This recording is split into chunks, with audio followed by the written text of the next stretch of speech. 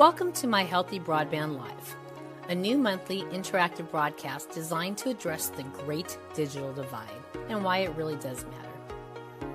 Whether you're leading your family, organization, or community, it's important for all types of leaders to address the connectivity and knowledge gaps that really do affect our health, education, and ability to thrive economically, and to have the resources, knowledge, and tools to do something about it. Powered by the Force for Health Network, with co-hosts Lucy Howell and Dr. Robert Gillia, and in partnership with the Arizona Broadband Stakeholders Network, with coordinator Steve Peters, this live interactive broadcast explores how both the connectivity and the knowledge on how to use it really does shape our outcomes with regards to health, learning, and greater economic opportunities for everybody. Viewers are invited to engage live across Facebook, LinkedIn, and YouTube, and interact in the comments throughout the broadcast. Together, we're elevating the conversation around broadband as a basic need and showcasing the people and programs working to make inclusion a reality. This is My Healthy Broadband, and this is just the beginning. Now let's meet our co-hosts for today's episode.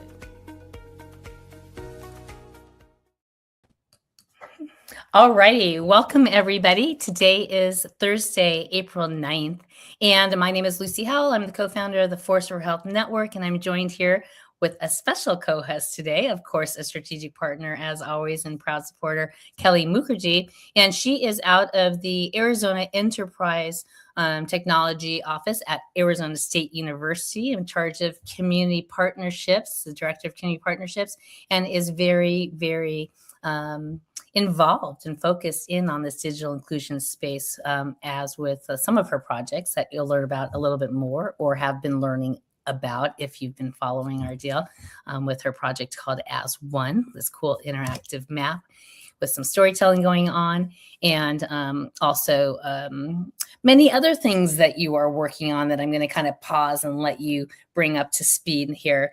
But just some housekeeping really quickly. We are normally joined by my partner, Dr. Robert Gillia, who had to do fit family force obligations for mother-in-law. So he's off doing his thing. And then Steve Peters, our fearless co-worker, is and co-lead and co-host on this with the Arizona Broadband Stakeholders Network, is also not able to join us live, but we're going to be touching upon him soon. So we are on YouTube and Facebook and LinkedIn Live. If you are watching us, and if any folks are in the backstage, if you want to share it, we will see comments. And if they are worthy, we will bring them in for interactive chat. This is really what this is meant to be, is take what the industry professionals have been talking about in and amongst ourselves and start sharing it broadly to the public, which is what we want people to know, is why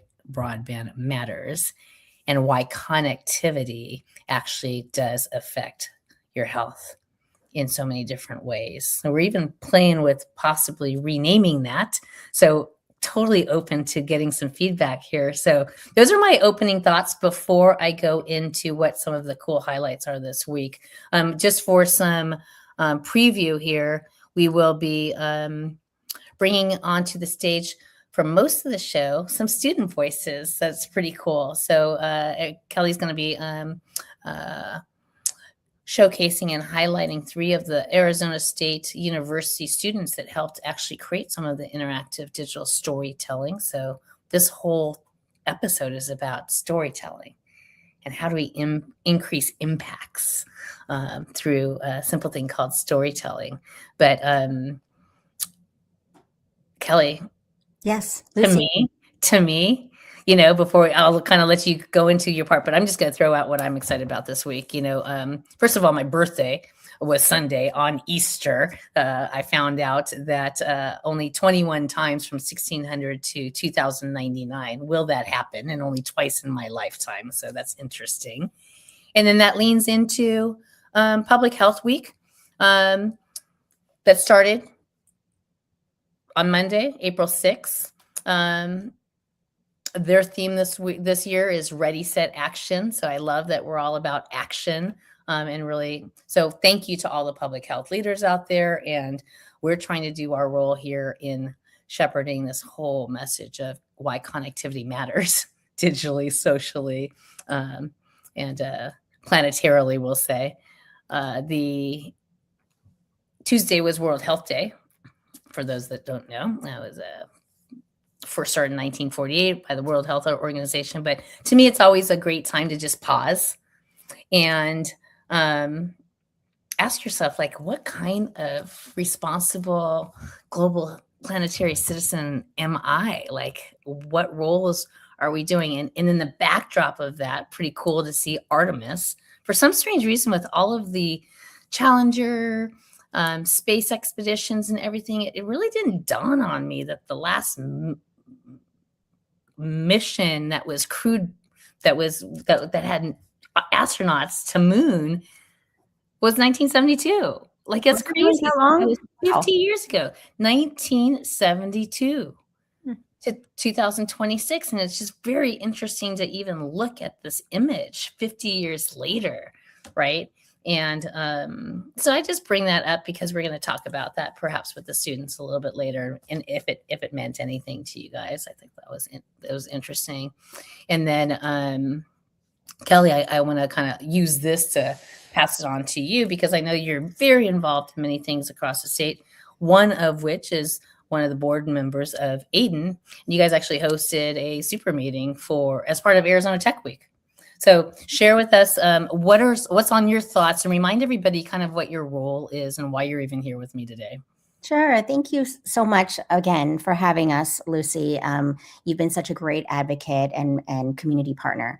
So once again, my name is Kelly Mukherjee. I'm with ASU's Enterprise Technology. I support ASU's CIO, Lev Gonik, in our broadband and digital equity efforts, and leading a program called AZ-1. If you've never heard of it, the way you get to our web portal, it's az-1.info. It is meant for the community. We have free public-facing broadband maps that help give you insights to help you make data-informed decisions. Let's say you're doing planning work, or you want to check out connectivity at your local libraries and schools and healthcare centers. You know, we want to make sure that we've got broadband internet connectivity across the whole state of Arizona, because really, if you're not connected, you're missing out and you don't really have a great quality of life. So we're really honored to have this opportunity to try to get the message out there of how important it is. So that is part of the work. And in connection, I'm a board member of the Arizona Digital Inclusion Network. So we are a team of volunteers, really, and it really started out with just a few people that you can count on one hand. And we are so happy that years later, just a few years later, it is now a 501c3. It is a nonprofit organization officially, can take donations. And now we've grown to a size where we've been getting grants coming in. And so it's really exciting to see that people are valuing the work that is being done. And so this year, this week in particular, what Lucy was talking about was we had our second annual AIDEN Super Meeting. Last year's, we had one location. It was right before the National Net Inclusion Conference hosted by NDIA, the National Digital Inclusion Alliance. And then, so one location, one Zoom. This year, we expanded 3 times. So 3 physical locations, trying to show that we are inclusive of our Arizona community, trying to make it accessible. And then we had one Zoom option. It went so smoothly. I'm so happy for the team that pulled this together. It was really nice to be a part of it and listen to so many wonderful speakers across Arizona representing, Lucy, I don't know, we tried to count it. About half of our counties in Arizona were represented. So let's see if next year we can improve that number. But amazing turnout.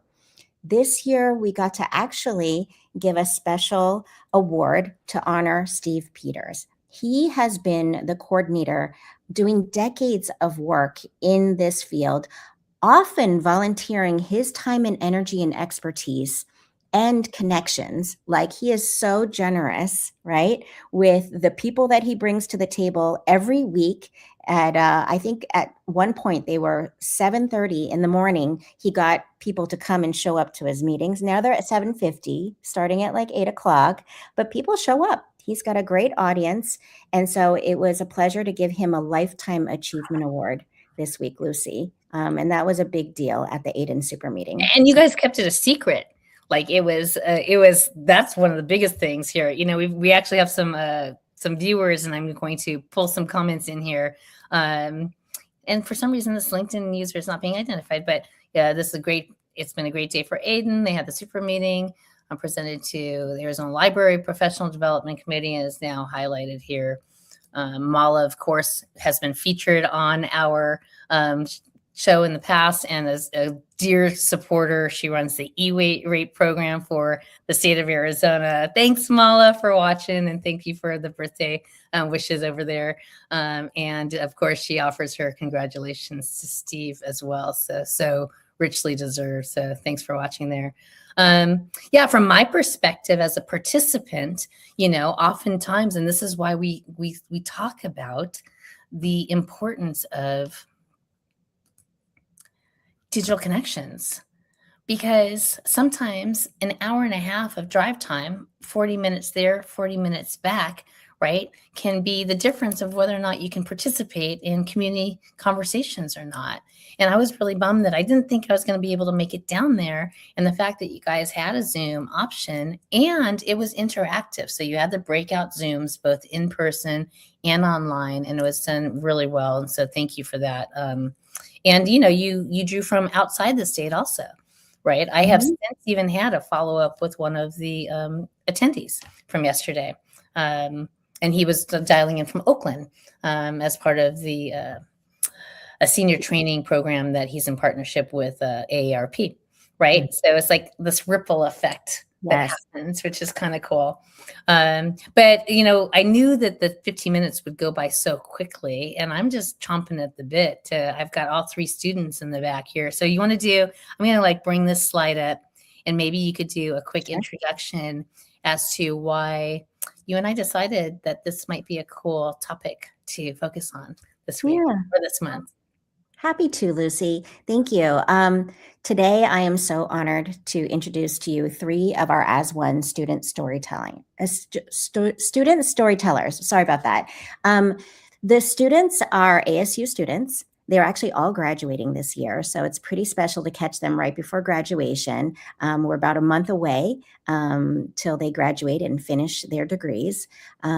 First off, I'd like to introduce Shelby. Shelby is actually the lead of our storytelling guild. So these students are all part of the ASU Next Lab, and the ASU Next Lab thinks about what's next in technology. So we actually employ over 30 students every year, and these students are part of that lab, the Next Lab, and always thinking about even the innovations in storytelling. So really grateful to have Shelby. Shelby is majoring in media arts and sciences, and we've been so fortunate to have some of Shelby's hand illustrations as part of our storytelling, which we can show off a little later.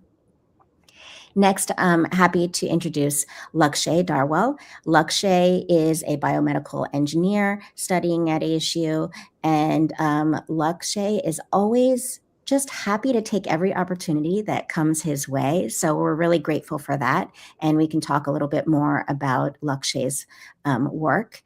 And then we also have Czyra Argonza.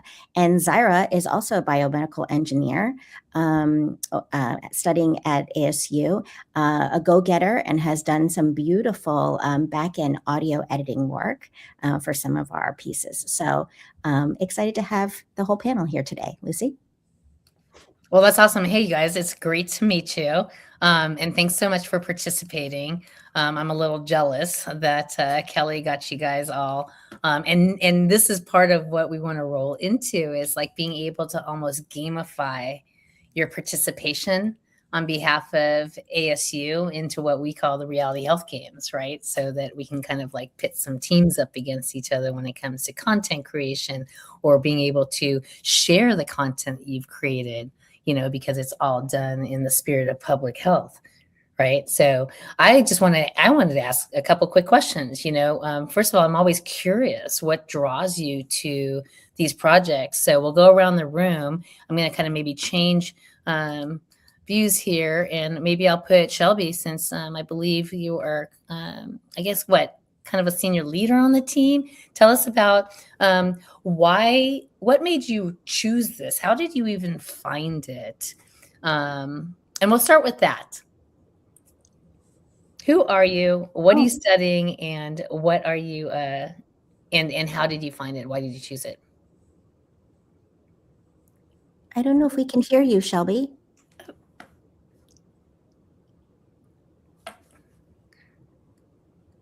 Test.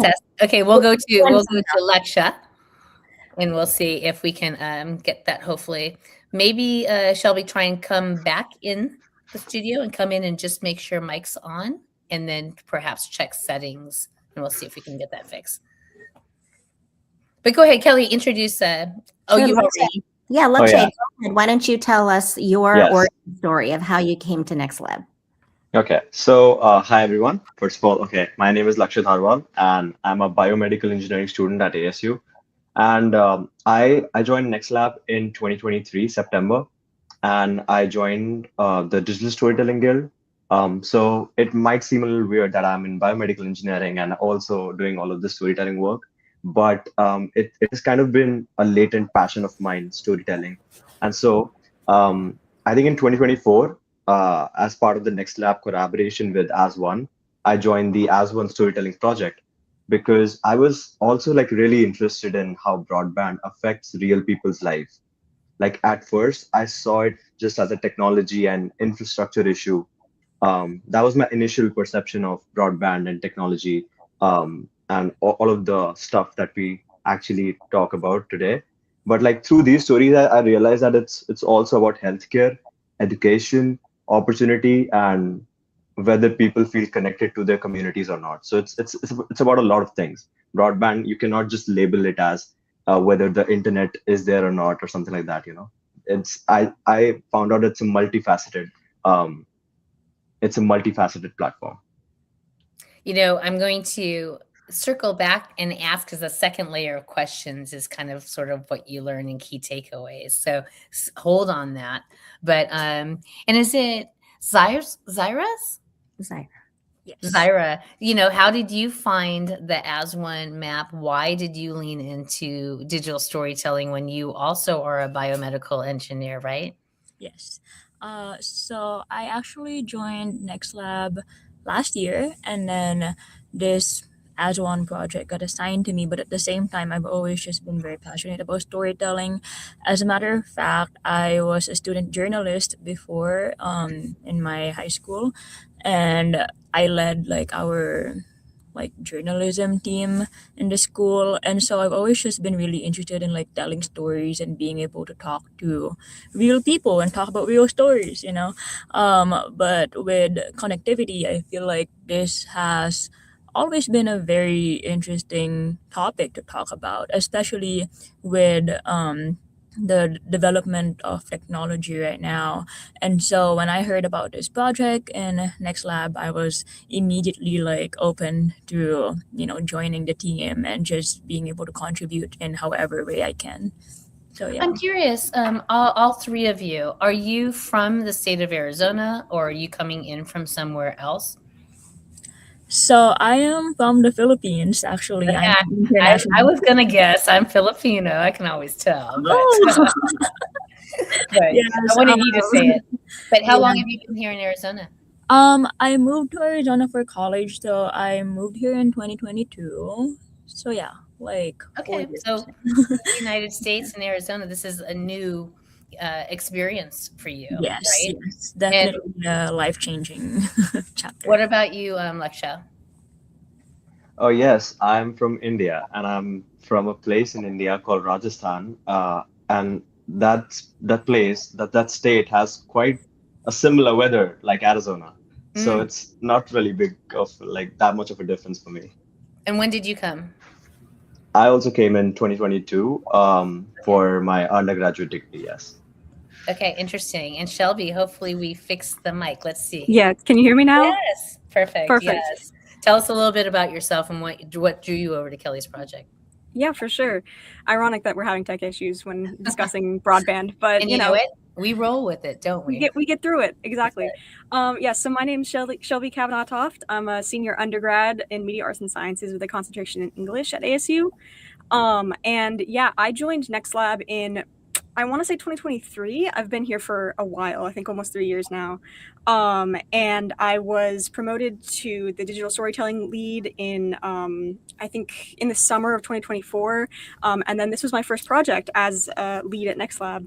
And I couldn't be happier that this is the project that I was assigned, because I've always been a storyteller my entire life, ever since I was a kid. I grew up in Arizona, so this is kind of all I know.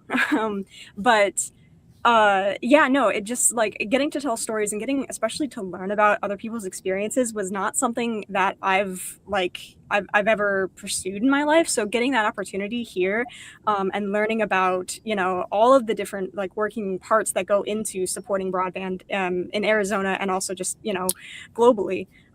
It's just been an amazing experience. And I wouldn't trade it for the world, honestly. I'm really happy that I got to have this opportunity. Well, are you from Phoenix or rural? Or yeah, I'm from the Maricopa County area. I'm from Tempe originally. Okay.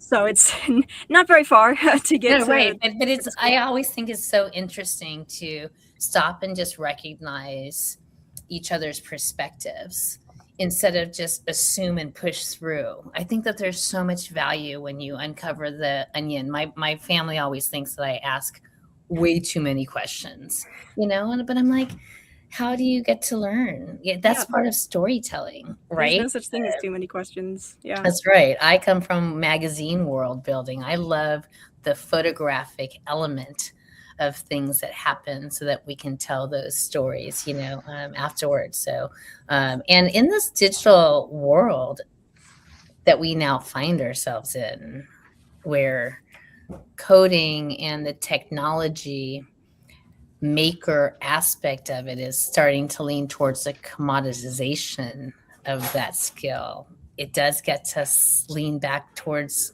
storytelling. It's like, who can tell those are really, really hot job skills right now.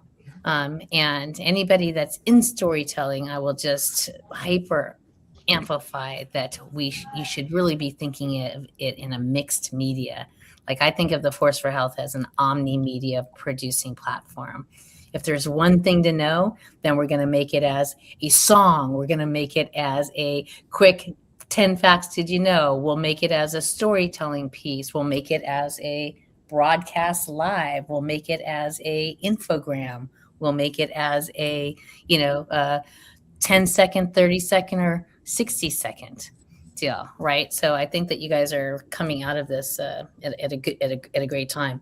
I'm curious. So coming back, and Kelly, jump in here, but I'm curious. What did you expect leaning into this project, and what was your biggest aha or key takeaway from this? Because you guys are all leaning in towards graduating, right? Yeah. Yes. So I'll kind of leave you for last, Shelby, because I feel like you've got a couple layers of maybe, getting promoted. So I'll go to you, Czyra. What were you expecting? And then what surprised you? Mm-hmm. So to be honest, I had no expectations when I first joined the team, because during that time I was very new to Next Lab and very new to just everything. And so when I heard about this, I got the basic information of being able to tell stories about broadband and connectivity. And so those are just where my expectations came from. I'm like, oh, maybe we just interview people and write stories about it, which is a lot of what we do. Actually, it turned out to be very aligned. One aha moment that I got throughout my year in working with AZ-1 is learning that connectivity is not just about like Wi-Fi connections or like like the basic info of like connecting people to the internet. I feel like I learned that there's definitely so much more that goes on behind the scenes, and also like outside that understanding of just connecting to the Wi-Fi. Like for instance, one of the people I interviewed before talked about the importance of also learning um, like how to better understand what broadband even is.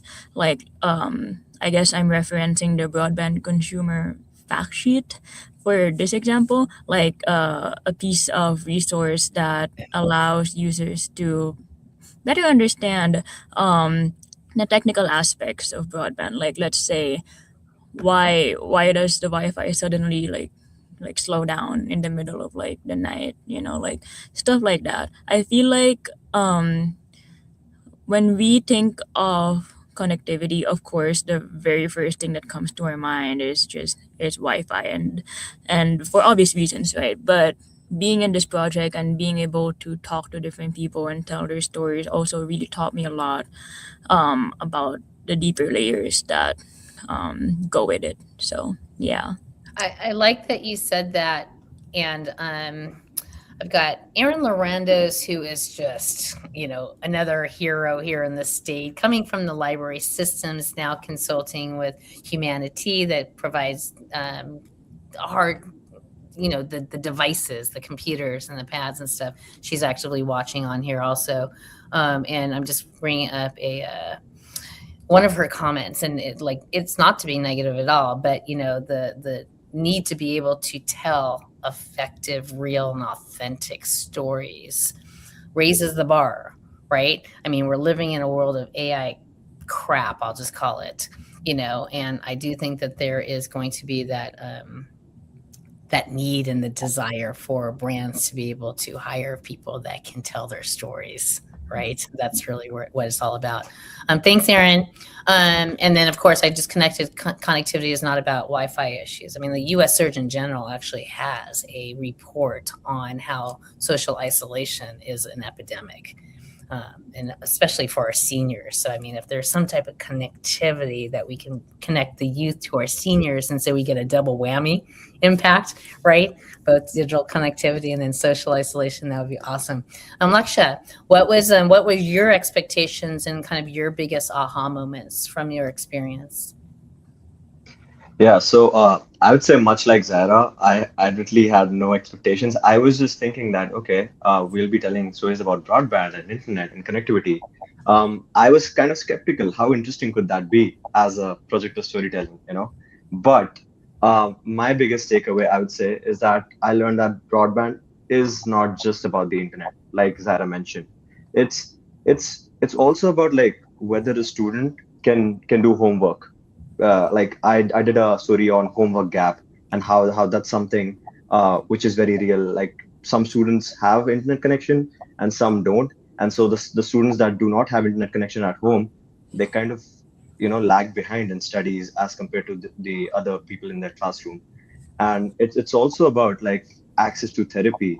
And so connectivity, what I learned is connectivity is not a prerequisite. It's actually a prerequisite, not a bonus. And so every story that I've covered, it has kind of like expanded my knowledge in this space in different directions. I think later on I'll touch upon the Greg Mossberger story, but like he told me something which really resonated with me. He told me that without broadband, he would not just lose like his therapy classes, but he would also lose his community. And I think that was one moment that landed very hard in my experience with storytelling and talking to people about that so far.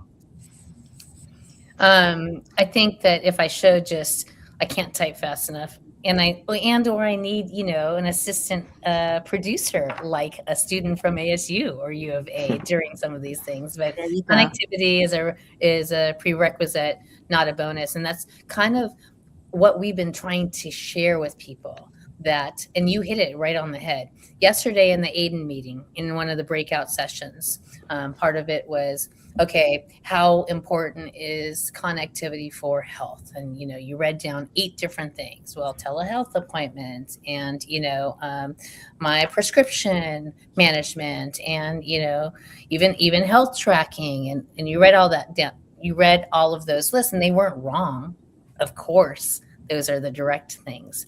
But when mama is stressed because her junior in high school is timing out when she's trying to upload her homework assignment, and hubby is trying to finish an application to finally get a job, and he keeps timing out, that anxiety and stress is real, and it manifests in a very physical way, right? So that is completely, totally these non-traditional health ways that connectivity really matters, right? So, and things, and I would love to see that homework story. That's part of what we were talking about. Shelby, leaning in, what was your kind of like, well, I feel like you're a pro now because you're kind of like in a fellow type of role, but compare yourself 3 years ago to now in terms of like, what's your big takeaway and aha moments?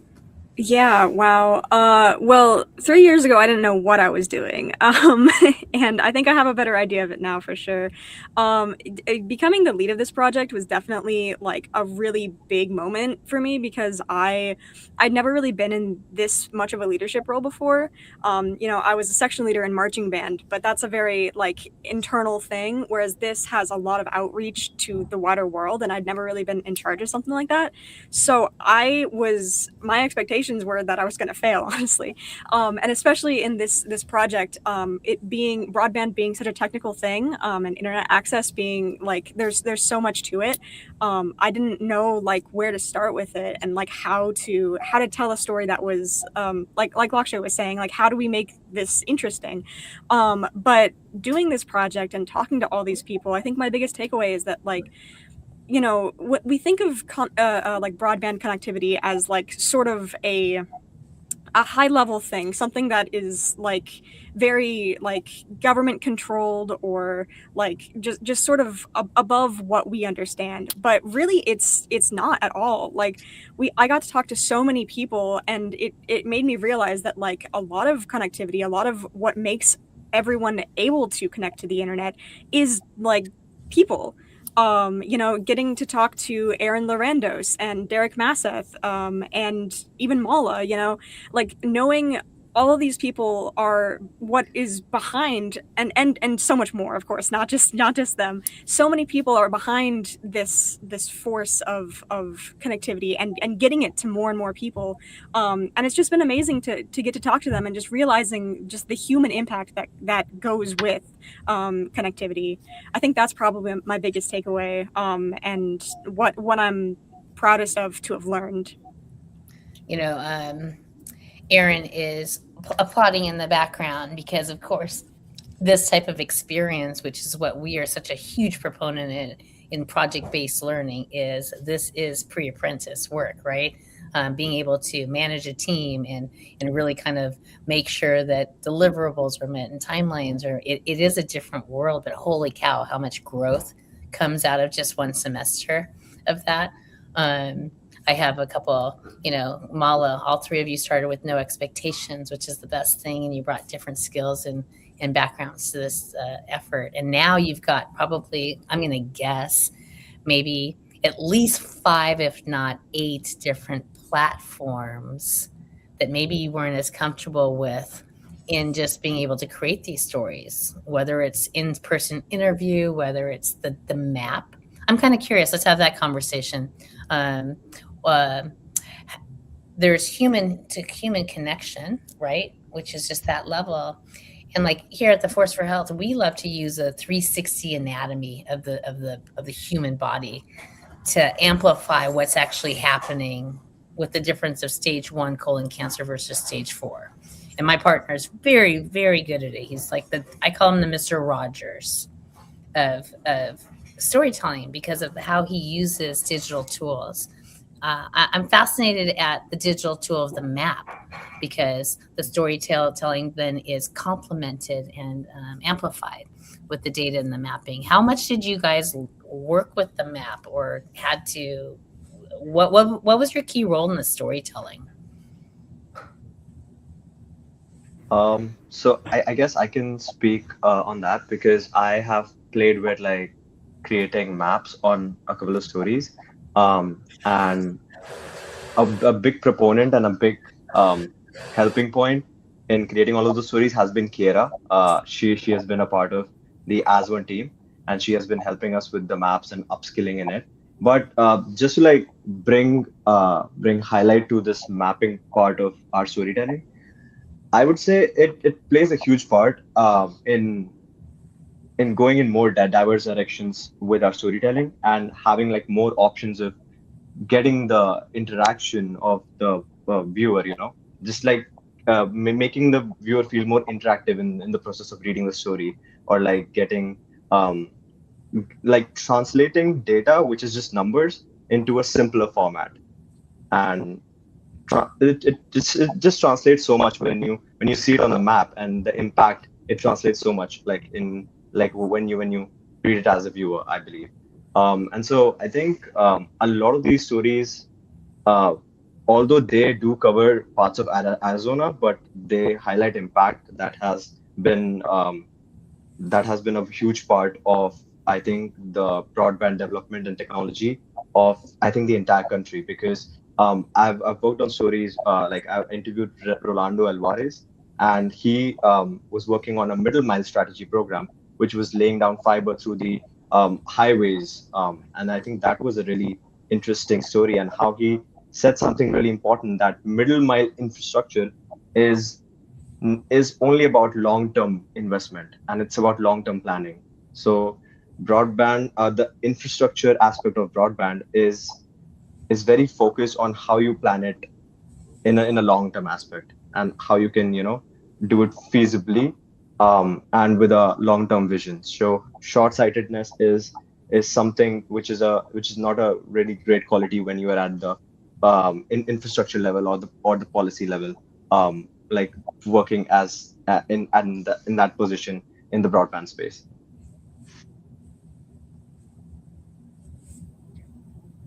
Oh, Lucy, can't hear you. Because my husband started making a shake in the background, so I muted there for a second. But I was going to say, my partner, Dr. Rob, who is a population health expert, he is a retired pulmonologist. He's based in Pennsylvania, and I'm bummed that he's not here so he can speak to this. But there's the broadband aspect of it, and there's a laying of wire down to it. But he calls the last inch is where the digital connectivity and the adoption of the hardwire and the connectivity come into play, which is still a big gap that, of course, we're all working together trying to solve there, right? Do you want to have Kelly bring up a specific story that you wanted to highlight here, since we've got the map up? You want me to bring up the Mossberger one, Lakshya? Sure, I can talk about that story. Yes. And again, for those who would like to look at this a little bit later and actually play with it, because it is interactive, you can go to az-1.info, and that is where this interactive map is that then is layered in with all these cool stories. We've featured this before, but it begs, because this is really hitting home. I mean, what's lost if telemedicine were not to be funded or to go away, right? Go ahead. Yeah.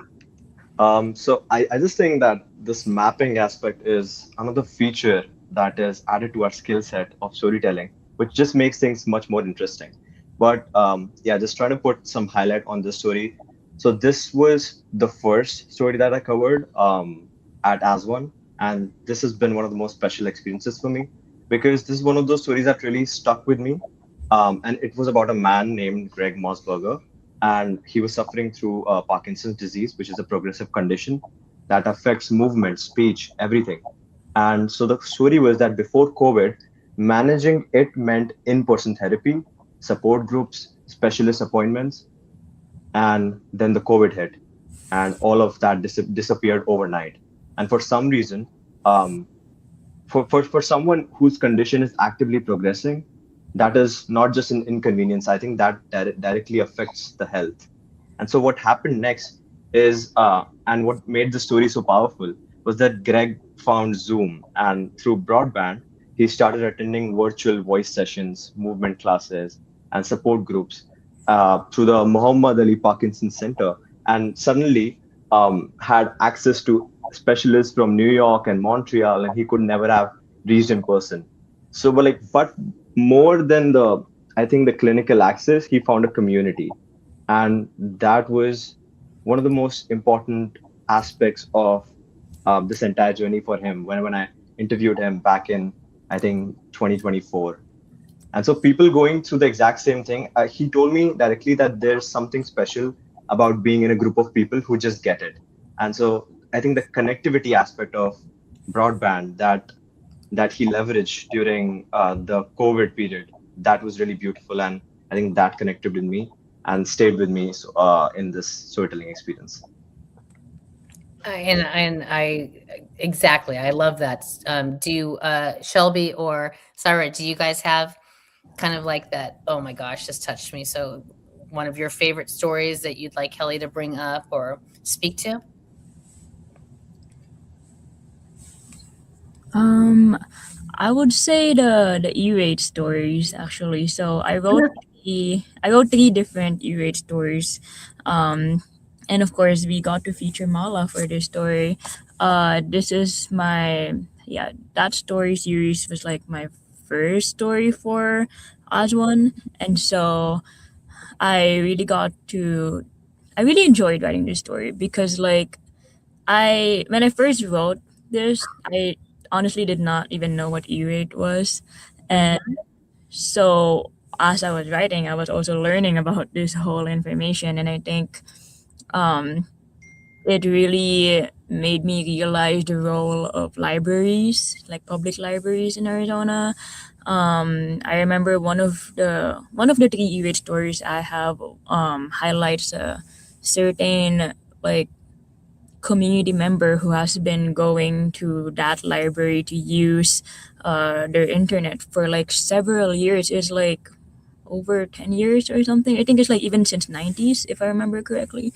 But and he's been like relying on that library for the internet, and it really like I guess really opened my eyes in a way that I never realized how much internet and connectivity really changes people's lives, especially talking about digital equity right now. I think just writing that story like made me kind of like realize the impact of the E-rate program in Arizona. So I really like that story is like very special to me.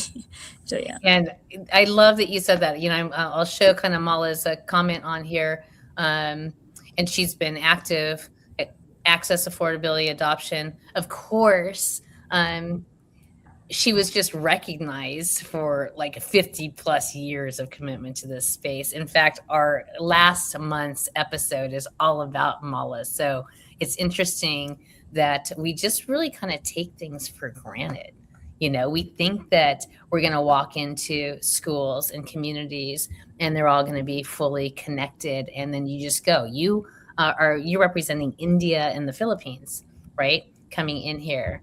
I'd love to ask you about that. I mean, in India and the Philippines, where you left, was it just a given that in the schools or in the libraries you were good to go? Compare and contrast, you know, what you're seeing here in the state of Arizona with your former communities. Lakshya, do you want to go first or do I go first? You can go first if you want. I'm just collecting my thoughts. Yeah. No, me too. Okay, so I would say, it's actually very different back home, especially with the gap between public and private schools.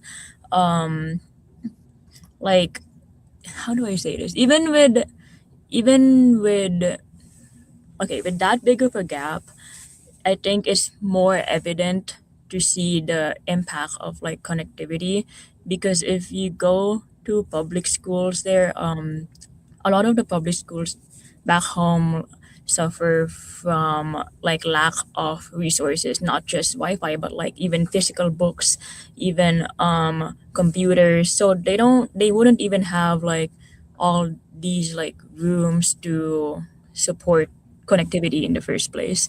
And so I guess coming into Arizona, um, it's a very like transformative journey for me because of like just seeing how there's so many different like programs here, and efforts to bring digital equity, of course.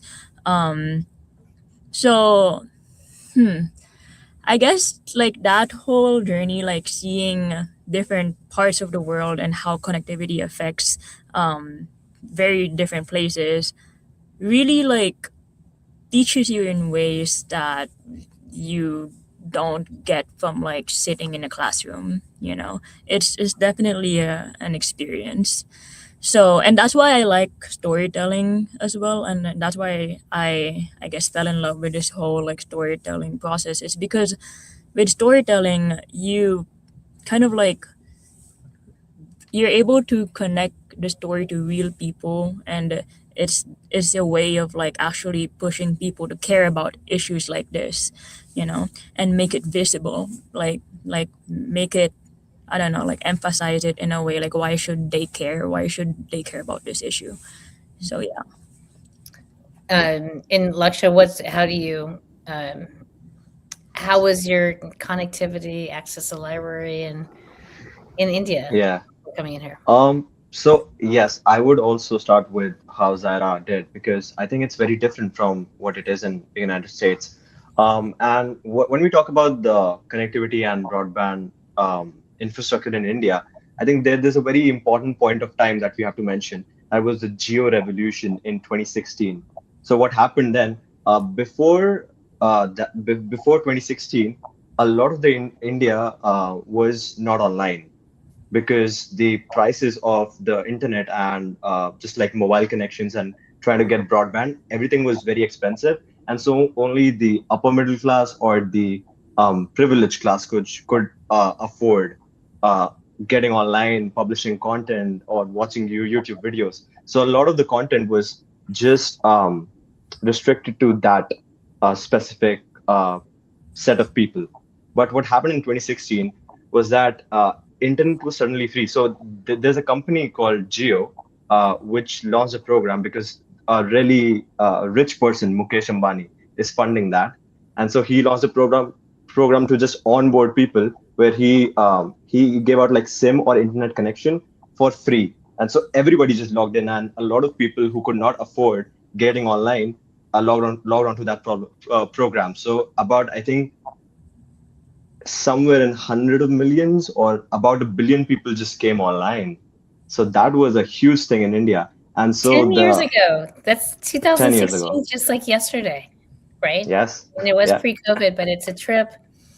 I'm sorry, I didn't mean to interrupt you, but it's just mind-boggling to me at the speed of acceleration of technology, and Yeah. especially in And the last year.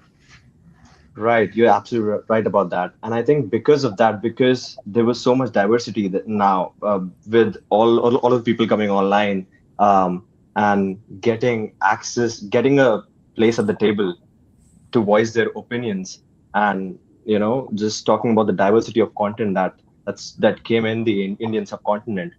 And so I think that was a really important point of differentiation. And after that, the landscape really changed. The type of content that people wanted to watch really changed. So everything changed after that point. And right now, whatever the progress you see in India with it, whether in terms of AI or broadband or infrastructure, all of that kind of bounced off or took the launch progress from that point of time and that event. Yeah. Aaron said, geez, how do we get someone like that here? Or, Mala says, and this was an interesting, fascinating conversation I had with Mala offline about that you had to actually pay to go into libraries and get books. And so when she came here and saw this free library system, she kind of dove straight in and said, wow, I'm going to, get involved in this stuff because we didn't have this in India. I knew that this time would go by so fast, and that's why I wasn't even worried about having any other guests other than just here. So as we lean into like this last 10 minutes, Shelby, I guess my question is, what would you like future students to know who might come in to continue the storytelling process with AZ-1 and Kelly? And then what do you guys want the leaders to know? Like, Kelly and I are one generation. I'm probably a little bit more than her, but very curious to get, if you had the governor in front of you, or if you had state senators in front of you, what do you want them to know? Okay. I guess I'll start with that one. I think ultimately what this initiative is trying to get is more funding. The world that we live in relies on money and the economy, and right now a lot of programs are being slashed or cut entirely. There are digital grant acts that are just being repealed. There's a lot of money that's being taken away from education, from healthcare, from just general access, and I think that's moving us back. That's deepening the digital divide. So if I could sit down with someone who has control over that and say, we need money, we need to have those funds in order to support all of these people and to close the divide, I think that's the number one thing, is just having that like financial support, but also creating more spaces for community. I think in this digital day and age, the concept of third spaces has kind of receded back and sort of been replaced by the internet. And for people who don't have access to the internet, now they don't have that third space. So, having more support for community and for community gathering and for community support, I think that is an also extremely vital part of closing that divide and, strengthening our community. Those two things I think are the biggest. Just having funds and having money and then having community support. I think that'll make for a much better world moving forward. I'm going to play slight devil's advocate before we pass the baton. Oftentimes people think that money is the answer. If you look globally, we pay more per capita for healthcare and more than anybody in the entire world. We have the most physicians per capita than anybody else in the entire world. And yet we have the worst health outcomes of anybody else in the world. And it's driven by obesity. So at what point does the shift come to the individual to know that there is a library down the street that if they truly wanted to improve their opportunity in life, that they could potentially take advantage of resources around them? I'm just playing devil's advocate here because that's probably what everybody is in constriction mode when it comes to money. And so I'm just reacting to what you're saying, right? It's awesome to hear, but I'm also playing a little devil's advocate. What about you, Lakshya? What would you like leaders to know? What would I like leaders to know? I think I would like leaders to know that there's still a gap between coverage and access. Like just last week, I was talking to Drew Garner from the Benton Institute, and we had an amazing conversation. But he also brought me to this knowledge of that we had $42 billion from the federal BEAD program that still hasn't reached the communities. And the Affordable Connectivity Program, the subsidy that was helping families to actually afford internet, it ended. So I think a state can have a map that shows an area as served, but the family living there either cannot afford the service or the speeds are too slow, or maybe the device is being shared by multiple people. So I think what I want people to know is that people in charge should know that infrastructure is not the finish line. I think it's just the starting point. And right, exactly. And I think real connectivity means affordability, digital skills and devices, all of that. And I think the people that I interviewed taught me all of that. And I'm so glad that you ended on that point because, and I'm going to bring up Mala because, first of all, this focus on libraries is so in line with what we've been trying to, right, amplify from the beginning of this Health and Education Task Force for the Arizona Broadband Stakeholders Network. You can actually go and borrow more than just books at your local library, and it's a trip. Even computers and laptops and hotspots. And so, and it's a public asset. Our taxpayers, our tax money is paying for that. So, to re-envision the assets of the library is awesome, and they are very integral in working towards healthy communities together. Because Mala knows everything. It's been allocated $446 million from BEAD, and we're working towards the connectivity. There was kind of like this, hey, here's some money, we're going to take it back, and then maybe you can have it again. We don't know yet. So everyone's just kind of waiting, right?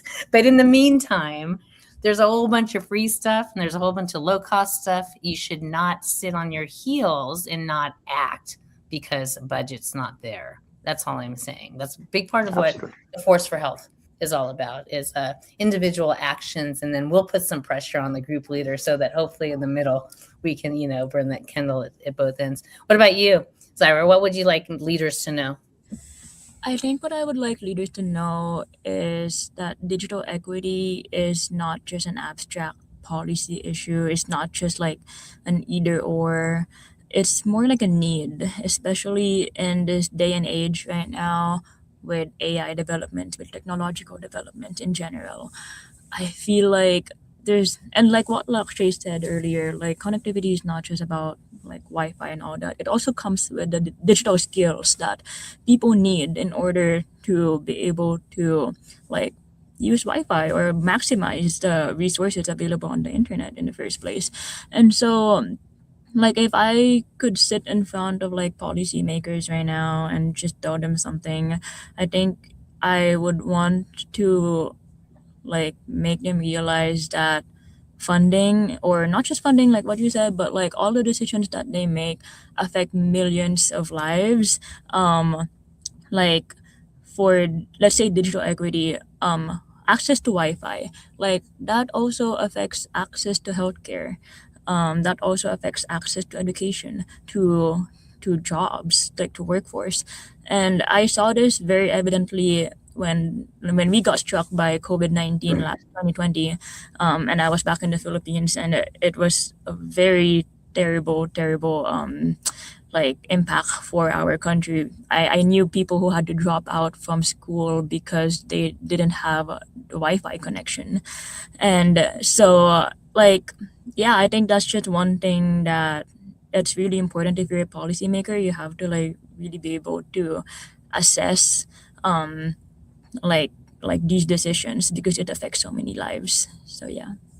Yeah, and I think that we spend this whole hour talking about connectivity and access, but that includes the type of device that you're coming in on, right? Most people have access just via data in a phone, but that doesn't mean that. I had some workforce students that we were training in a healthcare pre-apprentice course, and I didn't realize until week 3 that they were trying to do all of this on their phones, and it just reminds me when we were trying to do the whole COVID era, just going upstairs to watch my teenager like sleeping with his phone, leaning on him like, yeah, I'm here. You're like, no, you're not here, right? You kind of have to be actively engaged. I want to just pose one last question to you guys, and we can maybe go around in speed, but I'm just kind of curious, like, on a scale of 1 to 10, like how confident are you that you've got the community and you've got group leaders, right? But if you come down to like your core center, your family, your friends, your mom, your family, do you feel like they're good to go, or do you still feel like there's a little bit of improvement that might need to be happen either above generation, like I wish my mom and dad learned more or knew more, or maybe my lower my younger generation, like, oh my gosh, they have all this access to all of this stuff. It's too much, you know.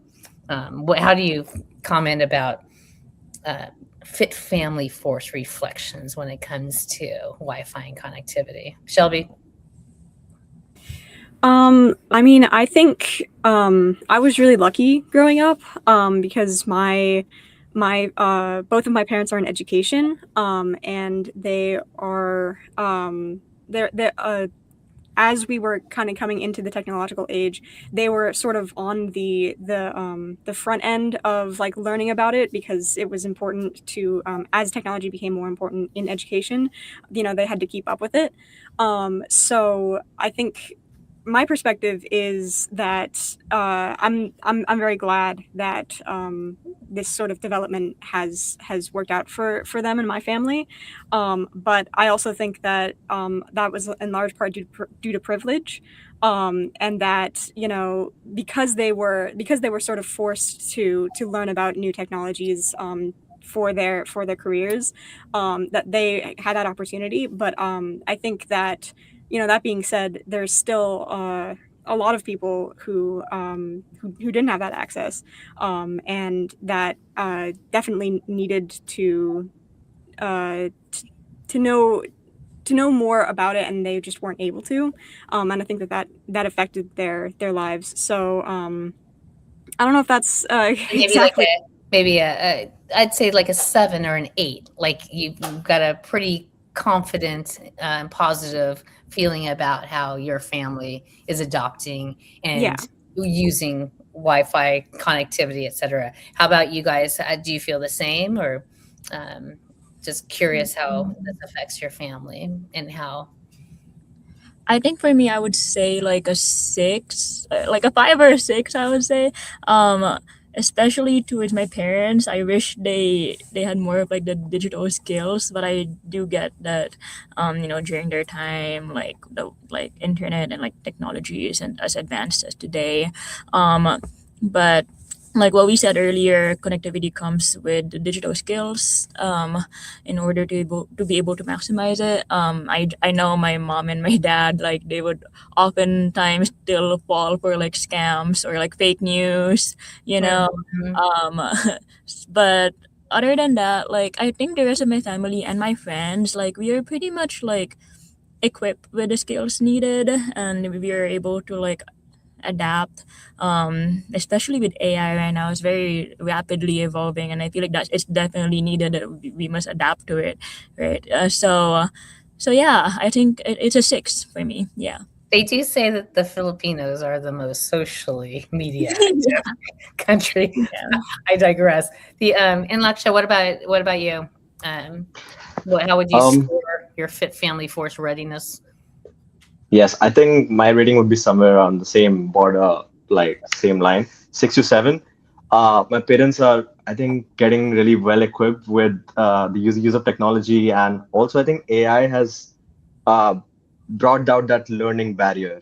You know, that learning curve has now diminished, and so I think a lot of things can be learned really quick through AI, and with the help of it. But one thing that I really want to like put emphasis on is with the younger generation. Like I have a younger sister, and so using this new technology and all of these advancements in technology every day and using AI, I think a lot of digital literacy needs to be put into that part of it, like how to use it efficiently and how to use it effectively.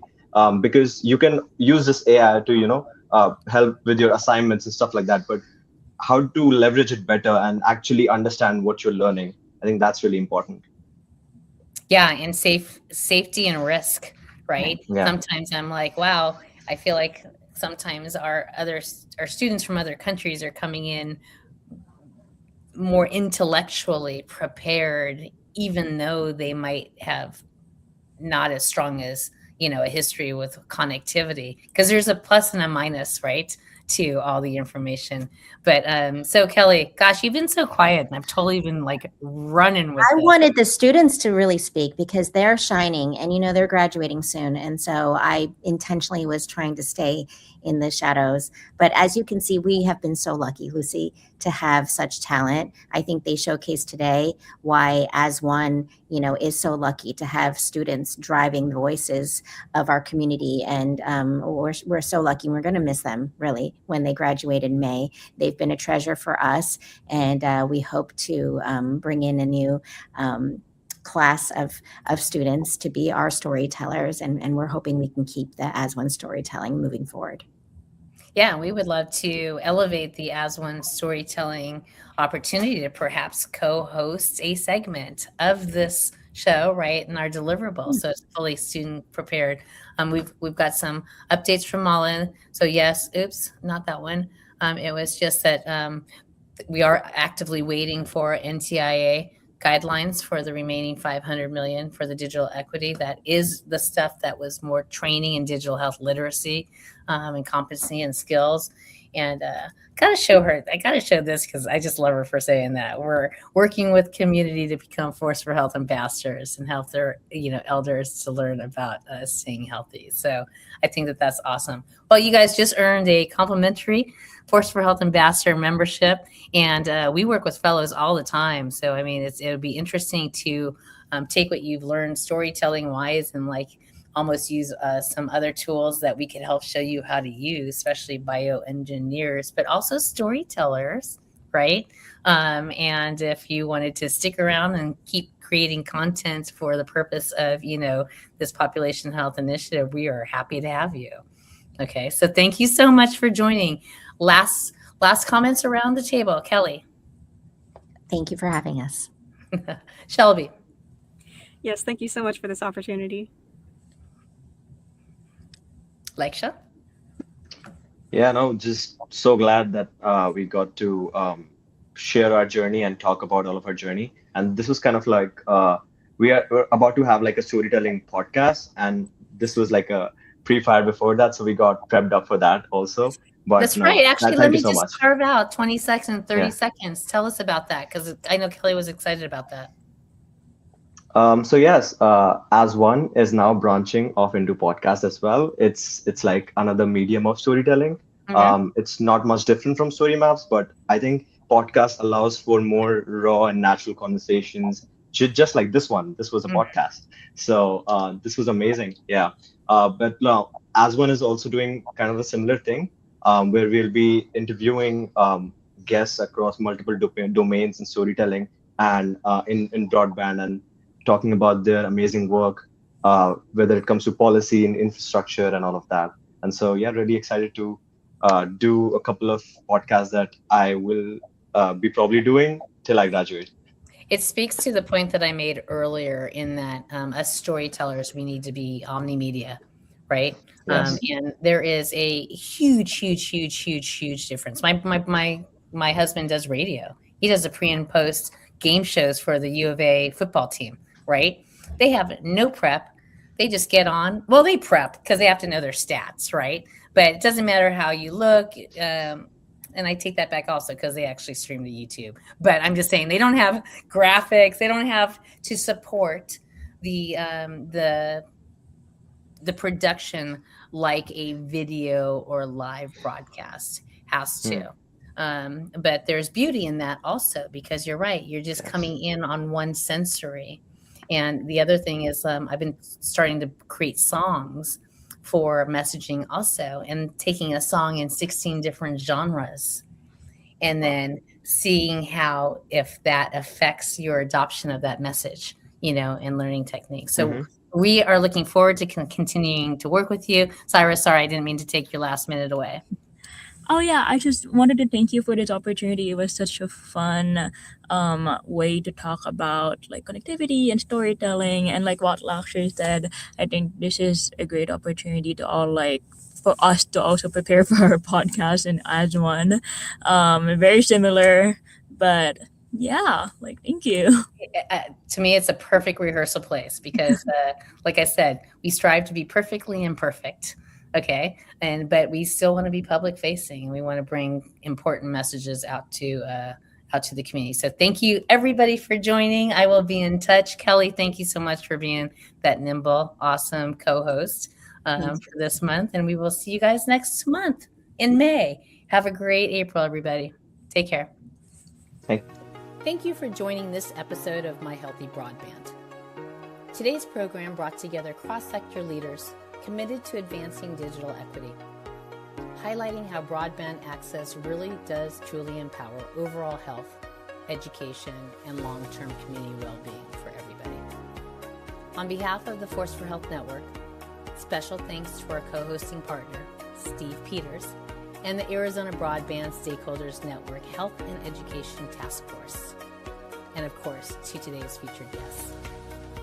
To stay involved, access tools and resources, or even nominate a hero for a future segment, visit theforceforhealth.com and start by joining for free. Then search in the groups for the AZ-BSN Health and Education Task Force. Future episodes will stream live here on the first Thursday of each month at 3 p.m.